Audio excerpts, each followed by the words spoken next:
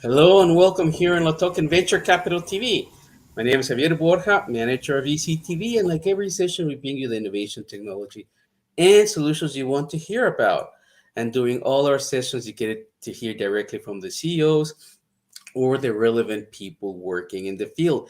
Today, in this panel, I'm very happy to introduce one of our first topics about the metaverse. As we all know, the metaverse is something that is in everybody's mouths right now. There's a lot of hype around it. So we thought very convenient to have this topic, the rise of the metaverse and why does it matter. And with us, we have three special guests that I would like, please, to each of you can introduce yourself. And as the usual, ladies first. Irene, can you please tell us a little about yourself? Sure. Thank you, Javier. Hi, everyone. My name is Irene. I am a co founder and also country manager for YGGC in Indonesia. Thank you. YGGC is basically a sub-DAO of Yield Guild Games. For those of you who do not know YGG yet, we are the first sub-DAO of the YGG focusing in Southeast Asia. Okay. Thank you very much. Great to have you here. As you are immersed in the metaverse, then you'll be a great point of knowledge for us today. Gary, please, could you Yeah, introduce it's yourself? great to be here, Javier. My name's Gary Fowler. I'm a serial entrepreneur and investor. I've done 17 startups and involved in two unicorns. I was on the original management team of Click Software, which was sold to Salesforce for 1.35 billion, and also Eva.ai, an AI HR tech company that I co-founded with Dr. David Yang. I'm the CEO, president, and co-founder of GST Get Shit Done Venture Studios. We're a premier AI and quantum venture studio located in Palo Alto, California. We believe that intellectual capacity is evenly spread around the world, but opportunities aren't. And we love the metaverse. I've just written 2 articles in Forbes about the metaverse. Oh, fantastic. I hope you can share some of that knowledge with us today. Sure, no problem. Great. Dr. Shrikant, can you please introduce yourself?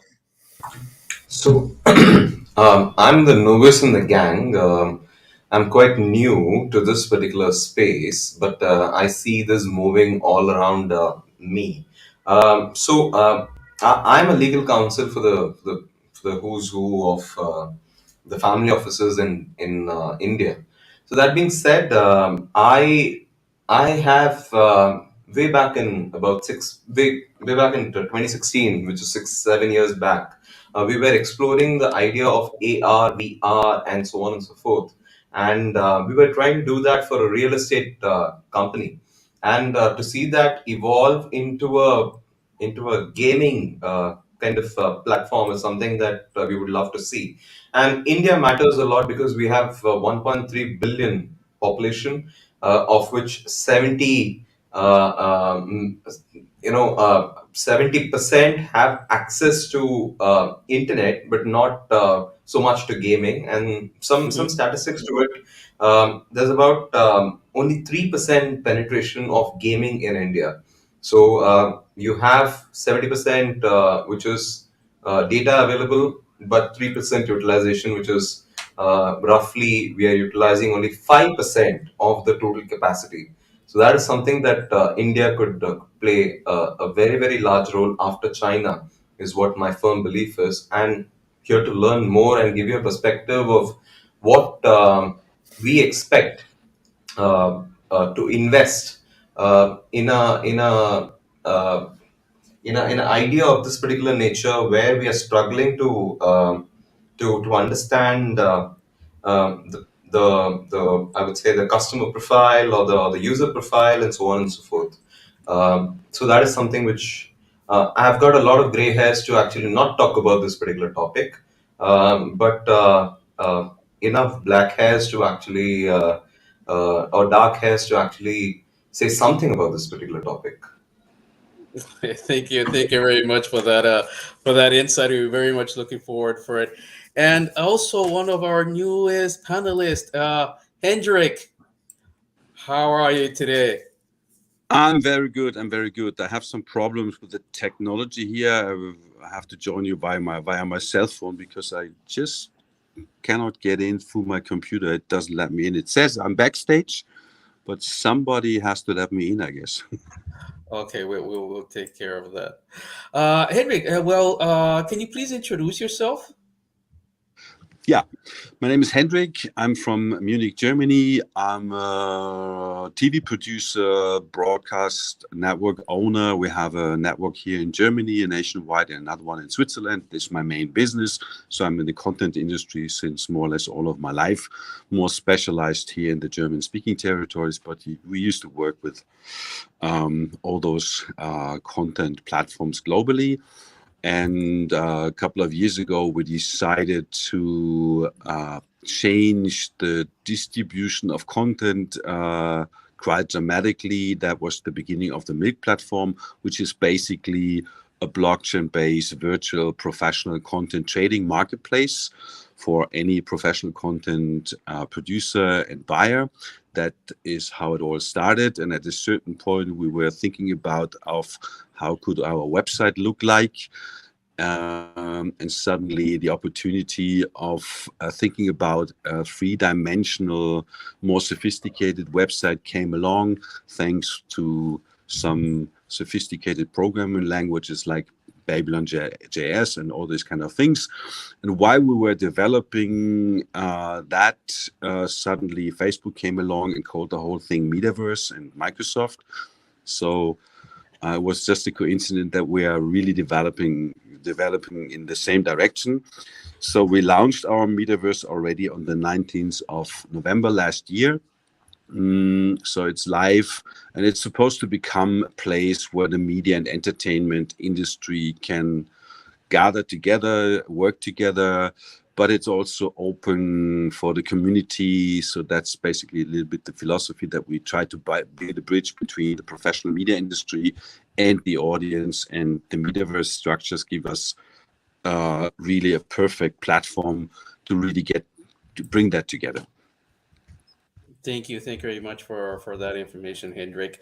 And great to have you here, considering that you're Metaverse before the Facebook Metaverse was named. So all our viewers, this is the first of a few series of panel discussions. We will be talking about the Metaverse and everything around it. In order to start, just a brief, can say an intro. Please remember, nothing in this panel discussion is any type of a financial advice. Please always do your research, and this is just a little bit of education for our traders, which is the most important thing. So, said that, let's jump on the topic, the Metaverse itself. As we all know, as Henrik mentioned, Facebook Personally, changed its name to really Meta. can't hear right now. Sorry, can you hear me now? Is it better? Are we good now? Hello? Are we good now? Are we good? Okay, perfect.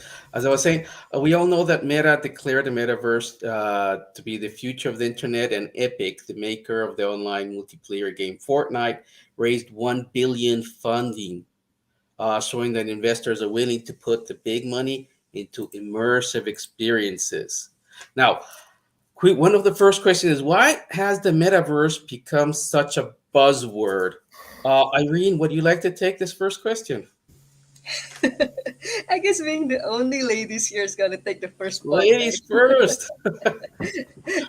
Oh well, yeah, sure. So I think it's just all the timing is aligned because, like you mentioned earlier, Facebook just rebranded themselves as Meta. In the past few years, a lot of people are going into this space, but the hardware, the technology was just not there yet, and the institutional investors are not seen in the space yet. But 2021 going towards 2022 this year, we see a lot of people jump in right to this space, and we see that the technology is starting to be mature enough for people to actually see the real thing on what is actually metaverse. In the past few years, people just say that, oh, this is the metaverse, but they can't really picture it, right? But right now, there are actual products that people could see and experience. And so that's the huge difference, because in Indonesia we call it tak kenal maka tak sayang, which basically means if you don't know a person or if you don't know something, there's no way you can fall in love with it. And that was what Metaverse has been before in the past. People were just listening to it, but they never experienced it. Right now, the moment they experience it, there's no turning back. Yeah, yeah, I agree with that. Gary, what do you say? Why do we such also such a hot buzzword out of nowhere? Basically, since Facebook started to change the name. Well, because one of the things, Javier, that we've been doing, we've been going down through this digital transformation. And what 2018 StreamYard was founded up in Canada.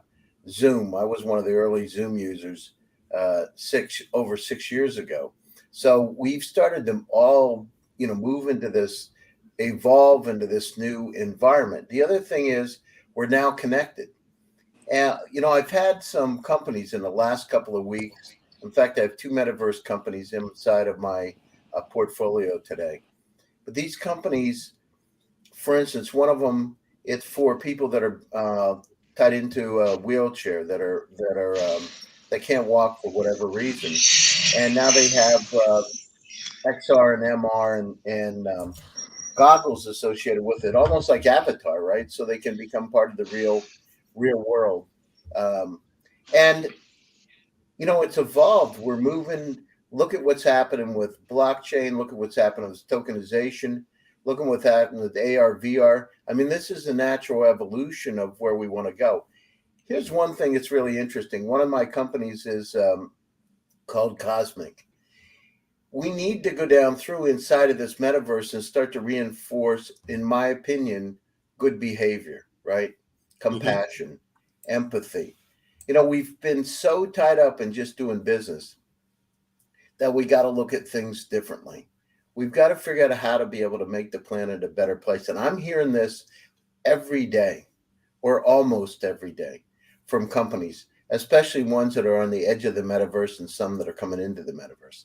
So the technology, as Irene said, is finally up to speed, having the right kind of compute power, whether NVIDIA or whatever servers that you're using, having technology at the level where it's finally becoming possible. How much is it going to change over the next couple of years? A lot. We're having emerging, the population of the planet is going to go from 8.1 billion to 13 billion by the end of this century. At the same time, we've got to democratize opportunities, and the metaverse allows us to be able to democratize the opportunities in a way we've never been able to do before. So, but at the same time, there's a lot of hype and BS, and you've got to really filter through it to figure out where are those companies, what are those companies, are they going to really make a dent in the universe? Because whenever you come into a new market, there's so much hype, and I started one of the first e-commerce consulting companies back in the late 90s. People said it's never going to happen. People are not going to use their credit cards online. Well, look how the world's changed. At the time, we were talking about a marketplace, a niche market of 30 billion. Well, that's far, far greater than what we forecasted back in 1998. So it's a great opportunity, but we need to use it wisely. We need to make sure that whatever we set up inside this metaverse, in my opinion, is helping to be able to make the world a little bit better place. We got a lot of challenges, Javier, in front of us. We got global warming. We've got population increases. And global warming, the average temperatures could be up 7 degrees. So how do we use the metaverse in the right way? How to democratize the opportunity? And how do we make our lives better? So I think the important thing is that you do believe then the metaverse can have a positive effect on our everyday lives, If real we use lives. it in the right way. We Hmm. have to use it in the right way. I'm serious. We've got a lot. One of my papers coming out is called about the extinction of humanity within the next 250 to 300 years. And I'm writing this article because I deal with four-star admirals, former #2 guys in the U.S. military. I deal with actresses. I deal with politicians. I interview them. I talk ultra high net worth individuals, and people are really concerned. We need to bring humanity together, and the metaverse allows us to do it. But this is one of the times where there's not, should we do it? We have to use it in the right way, and we have to figure out how we can get along and work together instead of trying to kill each other. I agree with that. I agree. Okay, we're gonna go back a little bit on this topic in a few questions for now. Uh, Shrikant, do you think also that this is just do you consider this just a buzzword, a phase, or you think this is something that will actually the metaverse is here to stay? No, one thing that psychology has always taught us, or how humans behave, I believe we always evolve, and this is one kind of evolution that we are going through at the moment. We are living in a digitized world. We are exploring things which we didn't explore in the past. So, but the points which I would like to bring up is alongside the points that Gary mentioned. The humanity has to be together. It's a fantastic addition to the behavioral psychology of humanity. But that being said, we need to take into account the legal repercussions of such a universe being created, and what happens in that particular universe. Uh, it I do not know whether this is a good analogy for this particular, but it should not turn out to be one of those Pokemon. We kept on searching those Pokemon Yeah, things, and India particularly faced a lot of crisis on that, because a lot of young Gen Zs actually started searching for it, and so what had happened was a lot of accidents happened in public roads, and that was a major concern for the government, because they were because being distracted chasing the characters of Pokemon. yes. I think the legal repercussions are quite significant, because when we are talking about an alternate universe, not alternate universe, what they show in Interstellar, but a alternate universe which is created by us. We are talking about actions which have been performed in that alternate universe, whether those are performed by us, right, Hmm. or are they performed in a different capacity. So felonies, or any misdemeanors in that particular universe, how does that translate into an actual action which has been induced by you in this particular universe? So I'm not sure if this actually makes sense, but there is a particular term called mens rea in criminology and victimology, which means that you need to have that bent of mind to do a particular act. And when you're talking about a metaverse universe, we're talking about the mens rea not existing at all, right? We don't have that mens rea, or we don't have that mental capacity to know what is going to happen.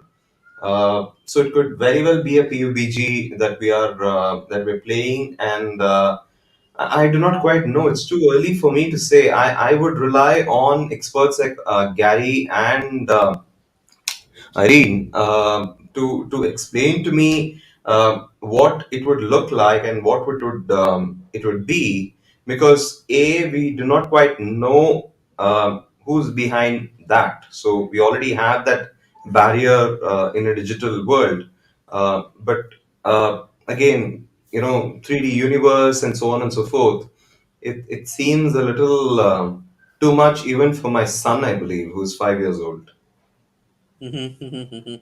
I completely agree with you in that point, and it's very interesting that you Shrikant and you Gary touched the topic about the risks of the metaverse, because obviously it's all the positive side, but it can have another face, which is the risk, and we're going to touch that point as a last question today. But before that, I want to move on to the next one, and I think Hendrik, you're the appropriate person to answer this, because for the other panelists, I already had the chance to interview Hendrik, and I know that he has been working on what you would call now metaverse project for a few years before the metaverse was coined the metaverse. So he has been already in this mindset. And as we know, the metaverse itself as a concept is not really new. Back in the 2000s, there were a lot of forerunners to the metaverse. I don't know if you remember Second Life or Habbo Hotel.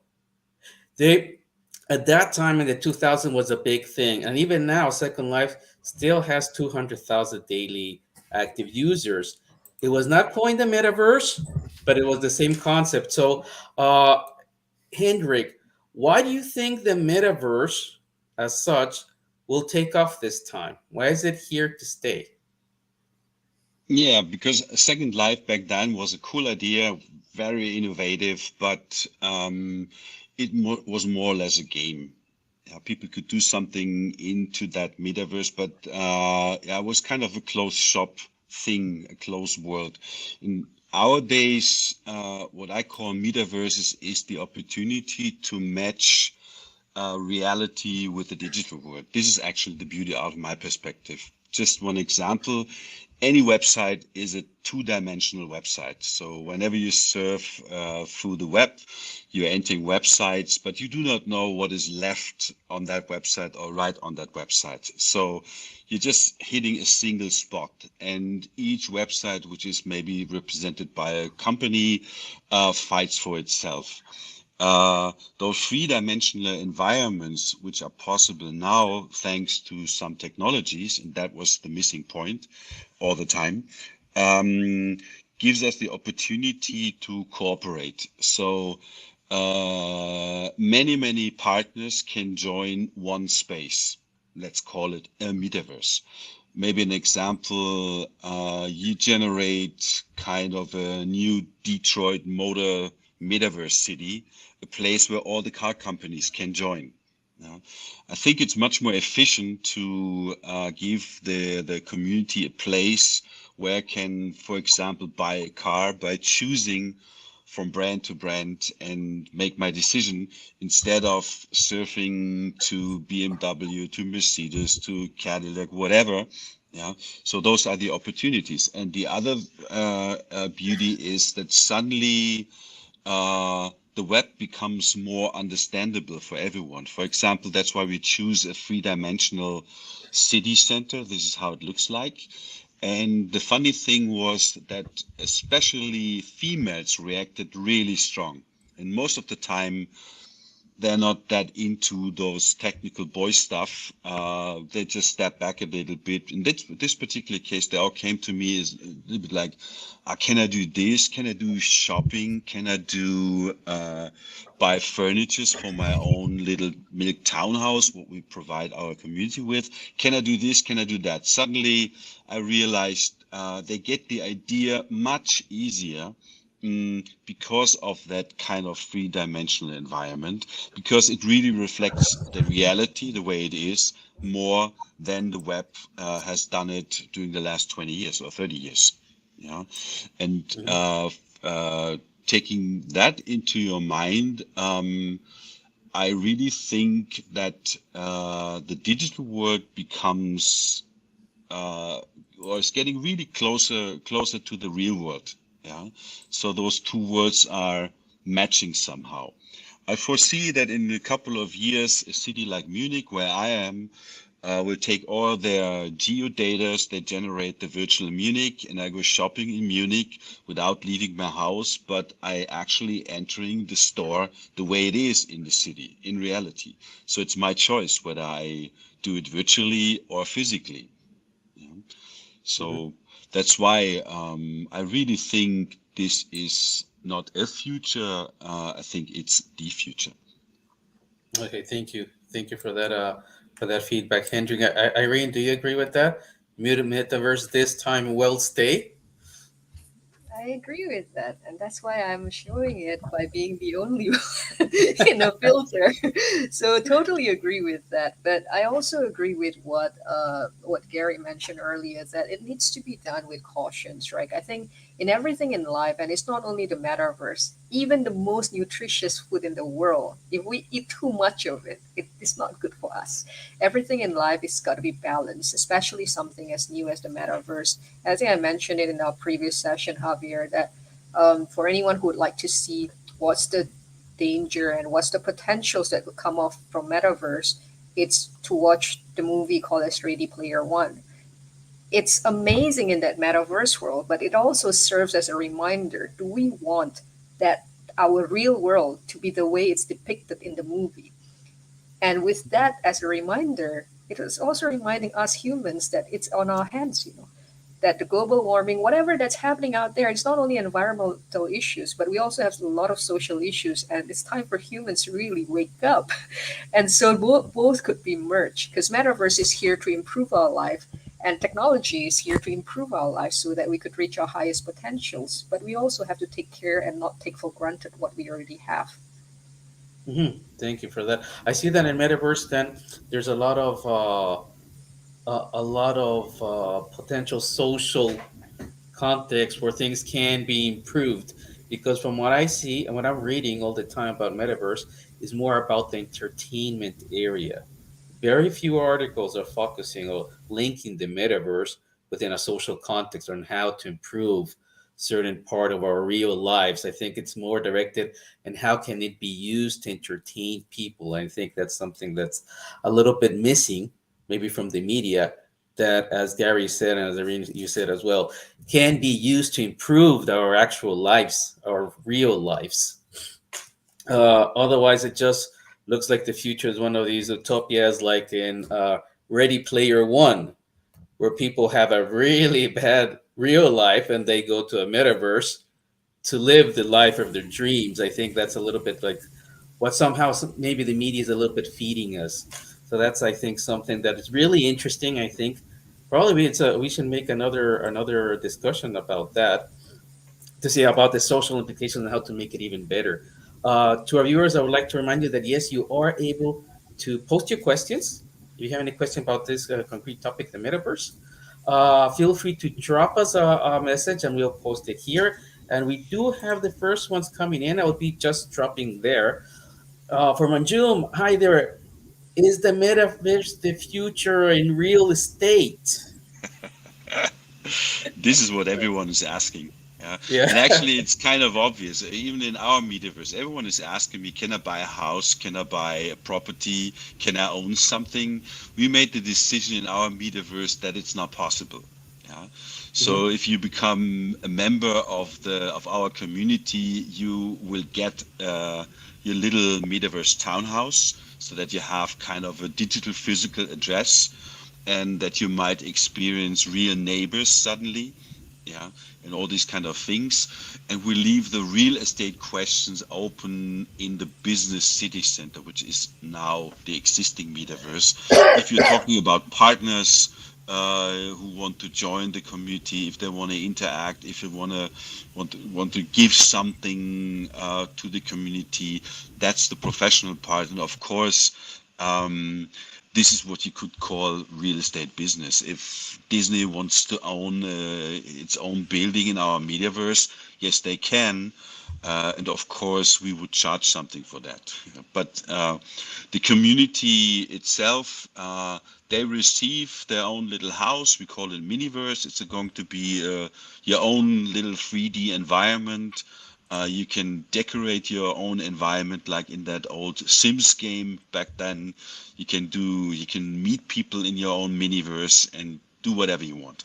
But you could go to the city and buy some furniture, for example, from a young designer who sells his 3D furniture as NFTs, for example. You see, the whole thing starts to interact like it is in a real city. And that's basically the intention. Let the things happen. There are some things where we as a media company want to have we want to be involved into that. But whatever is happening among the community and the users, they're completely free to do whatever they want. Yeah, thank you for that. Thank you for that answer. And yes, real estate is becoming. We've seen. I think 1 month ago in the Decentraland, there was a purchase for $2 million for a parcel. So it is already there happening. Well, Okay. that was PR. I do not know what the meaning for Adidas is to have a piece of property in in Sandbox. I don't understand that. But it was a global news. It went all over the planet, and this is what actually I call a very well placed PR budget. Okay. Yeah, indeed it was. Indeed it was.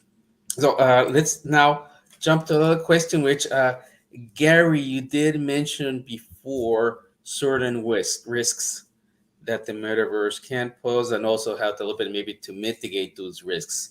Do you think of any other risks that there is while we're talking about the metaverse? It's interesting, Javier. I spoke at the United Nations a few weeks ago, and the, just to put it in context, they were talking about Boko Haram and they were talking about ISIS and Al Qaeda, and it was the 76th Assembly. It was about 2 months ago. And I listened to this stuff and I said, it's not about stopping war, it's about pro peace. So, I'd like to say let's not talk about the negatives. Let's talk about the positive parts of this thing. And let's talk about how it can be used in the right way. Of course, there's nefarious purposes. There's all kinds of nefarious ways that can be used. But, we have the greatest. Look at us right now. Javier, where are you today? What country are you in today? Hungary. Okay, you're in Hungary. I'm in Palm Beach in Florida. Indonesia, India. I'm not sure. Austria. Think about it. We're already there. We already started the journey. We are in a journey. We've got virtual backgrounds. We've got, filters. We've already started down the road of the metaverse. It's not if it's going to happen. It's already here. Look at this. 3 years ago, this would not have happened. We would not be having this StreamYard like we are right now. So we've already started our journey together hand in hand in the metaverse. The beauty about it is we're able to hold the hand to hand to be able to talk about these things, to air the issues, to be able to do something about it. And as we go further down in this journey, we're going to be able to do incredible things together, right? To make it a better place. Because part of being kind to each other is understanding. Part of being happy is to be able to do things and share. And that's where we are with this metaverse. So, there's tons of risk out there. There's always abuses. There's hacking. There's always things that can happen. Who knows what's real? I don't know. In another 2 years, my partner developed a AI called Morpheus. Morpheus yesterday did a movie for me. And the inside of that movie, he took a poem, or I call it him, right? But it took a poem and turned it into a movie, literally. And you're going to see, so what's going to be real and what's not. So we got to understand who is what. Is it a who, or is it just the machine learning that's developed something for us? Remember, we could have a utopian world where we could never come out of it. Now, is that real or not? So, some of the things as we go down through this journey, think about this. 20 years ago, if you had a mobile phone, you didn't pick it up that much. You kept it in your pocket. Now, every 3 minutes, you're picking up a phone. What is the phone? The phone is now an extension of you. What is a metaverse? You're going to be diving into that metaverse just like you did with your phone. You're going to be using it all the time. If you don't check your email every 5 minutes, you think you missed something. And if you don't check it in an hour, you can't find things. We're inundated with information, right? Infobesity. So the journey is we've got to figure out how to solve our problems together. We got to figure out how to be able to share differences. Soon it's going to be in the metaverse that you're going to be able to speak one language. It'll come out another language, right? Instantly. So you're going to even know, you're not going to have to even learn that person's language. You're going to be able, what is there, 187 languages in the world? More than that, actually. But have that capability is phenomenal. And then the journey, where do we go from here, right? There are 6 billion Earth-like planets in the Milky Way and an estimated 2.2 trillion galaxies in the universe. Humanity's just started to move forward, but we have to take care of problems now, Javier, that we have on our planet. We're fighting. We're doing bad stuff to each other. our climate. We've killed our, in another 20 years, the average temperatures around the world could go up 1.5 degrees centigrade. That's the not being able to turn back point. And by the end of the century, it could be 7 degrees. Well, what does that mean? That means the state of Florida could be underwater. Yeah. That's Mumbai, right? We need to do something. And the situation with oil and gas, it's not if we're going to run out, it's when. What happens? How many people heat their homes with oil? How many people heat their homes with gas? What are they going to do? We need to solve problems, take care of problems, because our children, our children's children are going to be faced with the mess that we make.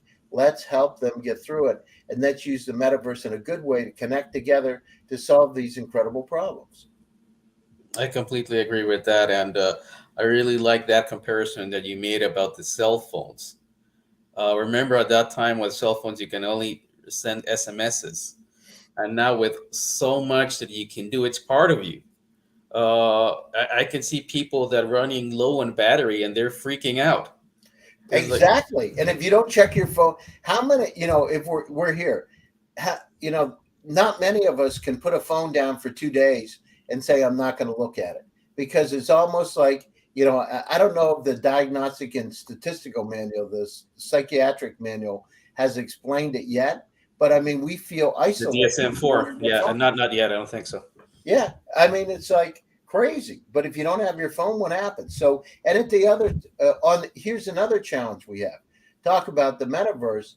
I mean, if you, with your email, we're inundated with email, and we can't understand how much data is being put in front of us. Well, imagine a metaverse world where we can start to understand and look at data in an entirely different way, right? Connect in an entirely different way, depict it in an entirely different way. So the beauty of it is right in front of us, and it's exciting times, but we need to. I remember there was an old movie called Indiana Jones and the Last Crusade, and he picked up the cup of Christ and he said, make sure to use it wisely. Well, we need to make sure we use this wisely. Yeah. I agree. It's really nice. We have an interesting question from the audience. Shrikant, I think this one will be directed for you. In the metaverse, about the risk, is there a risk of the profit regulations and taxation? It would be um, it would be incorrect to assume that what happens in the metaverse stays in the metaverse. Of course, the question of profitability and other things arise when actual transactions happen. And if it's a very interesting question. And if a contract happens in the metaverse, can we come out of the metaverse and actually enforce it? Is something that actually blows my mind. And one more thing is, yeah, how do you calculate the profitability of a metaverse? I mean, is it based on subscription? Is it based on a free entry to all, and so on and so forth? WhatsApp tried to monetize its customers, and it failed miserably. So, are we talking about a situation where metaverse is free for all, and there's not going to be any profitability which is coming in, or revenue which is going to come in from that particular free access?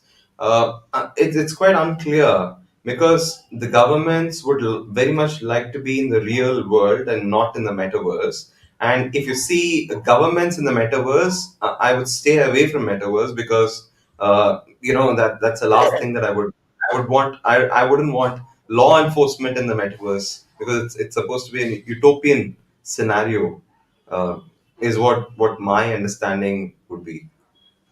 Yeah, exactly. Like decentralized, and then obviously comes a central power to try to regulate it. But let me point you to a very interesting statistic. I mean, the European Commission has yesterday announced something called a 15% minimum tax. Of course, you'll have to clear a certain level for it. So how far will the law enforcement go to actually trace you, even in a metaverse, and find out what you're doing over there to corroborate what you do in a real life is something that's a philosophical question. I think Jordan Peterson would be better positioned to, or Carl Jung would be better positioned to answer that particular question. Thank you. I had scheduled like three questions more, but due to time, I think we're gonna have to leave it for another session. Uh, just one, and this is for whoever wants to take this answer. Just that when, and I'll just post it up here as a last question. When will the metaverse become truly meta? What is the meaning of this?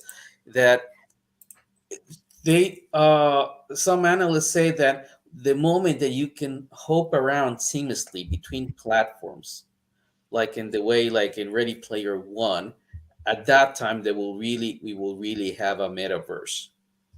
Would you agree with that? Would you say that's the turning point into that the metaverse will come into full force? This is to whoever wants to take the question. Yeah, I would say I would agree with that. So basically, what's happening now, a lot of developers are developing metaverses. But the idea is actually to connect all those metaverses to one, let's call it masterverse, to make it really easy to slip from one into the next and back and forth. And suddenly, as I mentioned before, the whole internet becomes something completely different. It's an endless experience, and wherever you want to go. Yeah. So that masterverse is completely endless, and gives you the freedom to, yeah, just walk through that digital space forever and do what you want to do. And all those connected metaverses are participating from each other as I'm happy, as I mentioned, the car company. If I have a car company, a gate to a car company in my metaverse. I don't sell any cars, but if somebody is willing to buy a car, why shouldn't he go from my metaverse to the car metaverse? Or if I'm cooperating with the gaming industry, I'm not in the gaming industry, but I'm happy if my users can enter a gaming metaverse and come back if they want to discover something or experience something in my district. So I would agree. This is the direction I personally think it's all heading in. Okay, thank you. Would somebody else like to comment on that? Yeah, I could take that. For me, I like what Gary mentioned just now, right? About the knowledge of cell phones and being a part of our life. So I feel it'll become truly meta if metaverse is an extension to our world, our universe. So Mm-hmm. I'm spiritual in a way. So we always talk about multi dimensions, right? So this is a manifestations of another dimensions in our life that everybody can feel and touch, and this is an important moment actually in humanity, that how are we going to balance this, because it's a very powerful tool. It goes back to the very existence of metaverse, of why do people go out and seek for another universe, right? Call us metaverse or whatever we want to call it. At the moment we call it metaverse, right? It's simply because that people are just not happy with the current situations and want to do something about it. So once adoption is global and once it becomes like cell phone 10 years ago or internet 10, 20 years ago, right, until it is today, then that is when it's become truly meta. And you're right that it's not only hop on and off to one world to another world, but it's about blending in and accepting that it is a part of our life. And hopefully we're not going to be like Ready Player One in the real world. Hopefully, we could use this tool for the betterment of humanity, betterment of the environment, and also our lives. Because we are in the best positions right now. We've always talked about living to the fullest, and all those. And the technology is here. Anything that's repetitive will be done by machine. So humans can better enjoy our life and do something that we love. like gaming through play to earns. Thank you very much, Irene. Gary, would you like to say any closing comments? Yeah, these are incredible times for each and every one of us. This is an incredible time for the world, and it's exciting. What we need to do is, as I said, just use it wisely. There are a lot of opportunities that are going to come in front of each and every one of us. New companies are going to come together. We talked about, the Germans have a phrase, Gestalt, the sum of the parts equal the whole. And this integration of these metaverse worlds together is going to be really important. So companies that focus on that, how can we trade between communities? How can the communities become one whole? That's going to be exciting. Tokenization of the metaverse, real estate in the metaverse. I mean, you name it. It's just going to be able to change things. But we got to remember too that that as we go through this blended world, there are things that are real and then things that aren't. And at some point in not too distant future, we're going to have a lot of things presented to us, and we're going to have to make some determination of what's real, even in the metaverse, and what's not. Well, thank you very much. It has been an amazing topic. I would like to thank you, all of you, for giving us your time, your knowledge, your feedback, and definitely I would. I found so many topics that we can explore later on this month that we just touched the point of it: social issues, more risk. Consequences, advantages, and so on. So I hope to have you truly here again in another show this month about the metaverse. And I really, from the bottom of my heart, thank you very much, Irene, Gary, Shrikant, and Hendrik, for sharing with us your knowledge. And to our viewers, please keep tuned until we have the next show. So once again, thank you very much for sharing with us. Thank you. Bye bye, It was a everybody. pleasure. Thank you. Have Bye a bye. great day. I Bye bye. really like your meta